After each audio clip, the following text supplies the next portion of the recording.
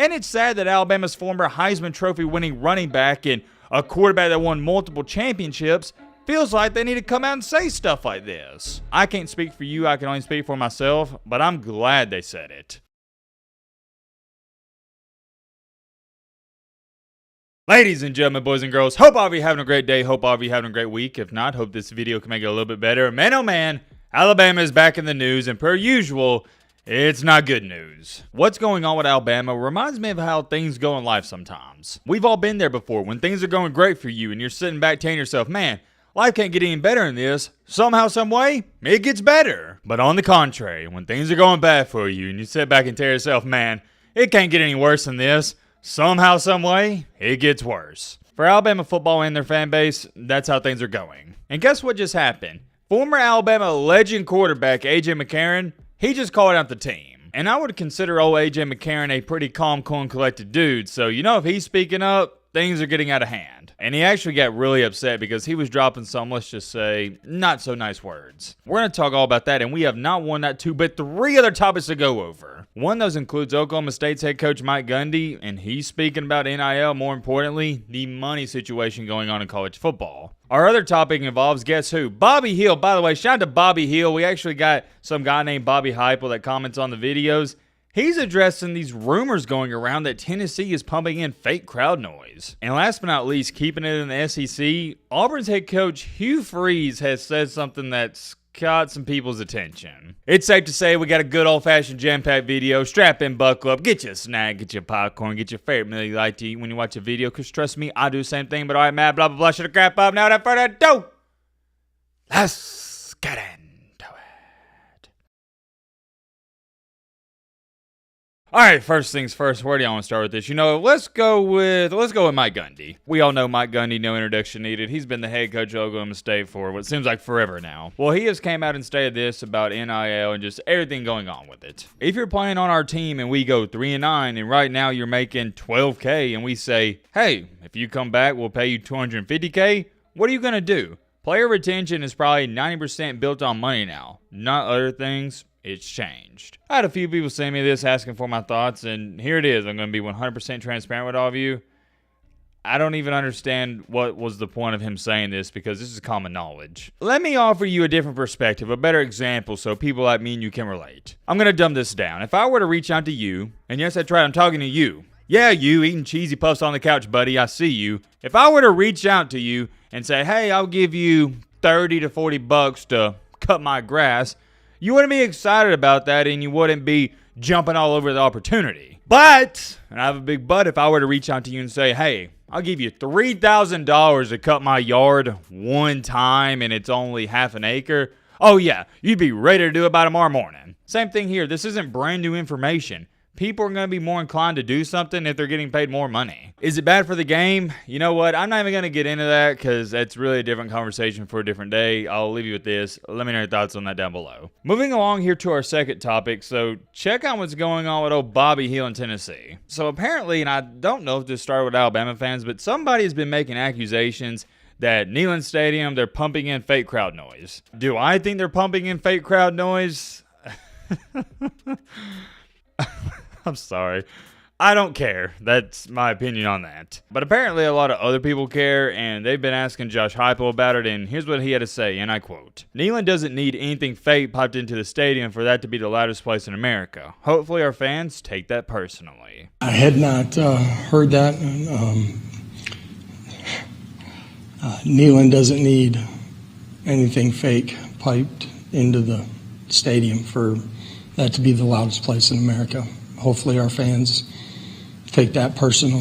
I've been to an Alabama-Tennessee game myself, so I can tell you from firsthand experience, it gets loud there. But if I had to give you my 2 cents, I'd say no. I don't think they're pumping in fake crowd noise. You got to understand, and I know this because I grew up in northern Alabama, those Tennessee fans, they are some of the most passionate, if not the most passionate fans in the nation. Alabama fans ain't going to like this, and you know I love my Alabama fans to death, but Tennessee fans, they're way better and far superior. I would love to talk about that some more, but we're going to move on to our third topic, and that is no other than Hugh Freeze. I want to keep this one short and simple because Hugh Freeze kept it short and simple. I just found it really interesting. In a recent interview, Hugh Freeze came out and stated, quote unquote, I've made up my mind. I've got to be who I am. Hugh Freeze. I hope that doesn't mean what I think it means. I'll leave you with this. Does that mean Hugh Freeze is going to start recruiting like he used to?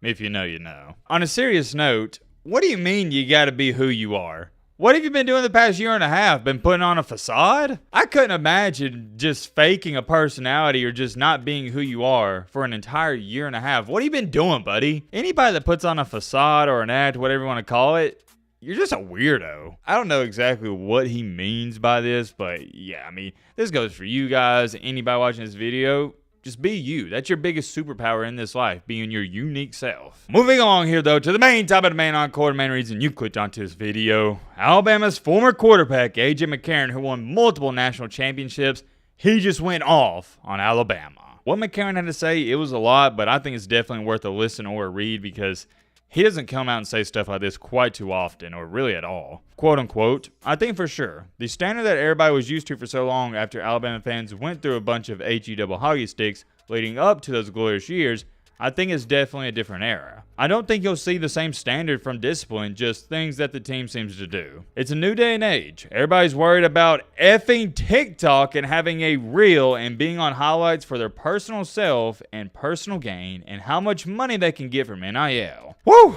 Man, oh man, what about that? Some heated words from Alabama's former quarterback. We just didn't have that, I'm going to say, crap back then. It was a team sport. You came together as a team because you had one common goal, because you knew that's how you were going to make your money, was by winning. And before we go any farther, I'm going to clap it up to Mr. A.J. McCarron. He's 100% right. And I love me some A.J. McCarron. He is one of the best Alabama quarterbacks of all time and also one of the most underrated Alabama quarterbacks of all time. It seems like even for myself, when we talk about the great Alabama quarterbacks, we're quick to mention Tua Tagovailoa, Bryce Young, Mac Jones, and A.J. McCarron gets lost in the mix. It doesn't end there, though. There's more, so let's get back to it. Winning attracts people to that program. It attracts scouts, it attracts GMs, it attracts ownership to allow yourself that opportunity to go make yourself a lot of money and change your family tree for a long period of time. You can just tell. It's not the same. I would think Bama fans should get used to that in a way of, hey, it's not going to be what you knew from 2008 up until last year where there was just a certain standard. And I agree. And that's one thing I've been saying in some of the reaction videos on Saturdays, that guys, the dynasty's over and you better just get used to it. The days of Alabama just absolutely curb stomping whoever they played on Saturday. It didn't matter if they were unranked. It didn't matter if they were top 5 in the nation. Alabama just dominated them. Yeah, those days are over. That whole mentality's out the window, but let's continue and move on here after standard. That's not a knock on the coaching staff or a knock on anybody. It's just a different era. I think it's something that they're going to have to buckle up if they're not ready for it. Very wise words from A.J. McCarron. I think he's 10,000% right, and I take what he says very seriously because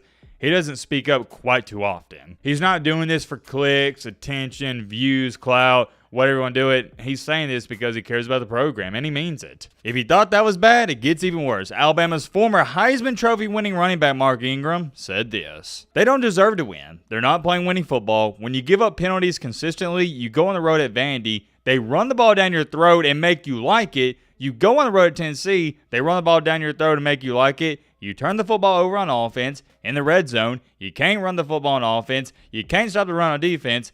These are all things that are glaring issues for the Alabama Crimson Tide right now." And I'm going to clap it up because Mark Ingram nailed it on the head. What he said, yes, it's extremely harsh and critical, but it's the truth, and these Alabama players need to hear it. And it's sad that Alabama's former Heisman Trophy winning running back and a quarterback that won multiple championships feels like they need to come out and say stuff like this. I can't speak for you, I can only speak for myself, but I'm glad they said it. And it's not just with Alabama, it's everywhere, especially in high school basketball nowadays, high school football, you name it. When I was growing up, and I sound like an old head, but I'm only 24 years old. But when I was coming up, if you had a mixtape or a highlight, you were the guy. I mean, there was very few guys that had mixtapes. The only guys when I was growing up that had quote-unquote mixtapes in high school basketball and stuff was your guys like Seventh Woods, Marcus Lovett Jr. Dude, Marcus Lovett Jr.'s got the best high school mixtape of all time. And who's another? I'm drawing a blank. There's a couple more. But to go on top of that, you didn't even post highlights or anything like that. You didn't think in your middle school or high school basketball game, oh, I got to dunk on this dude so I can post it on TikTok or Instagram and go viral. Now that's what it is, because anytime someone has a good play, they start asking people, oh, did you get that on camera? Did somebody get that on video?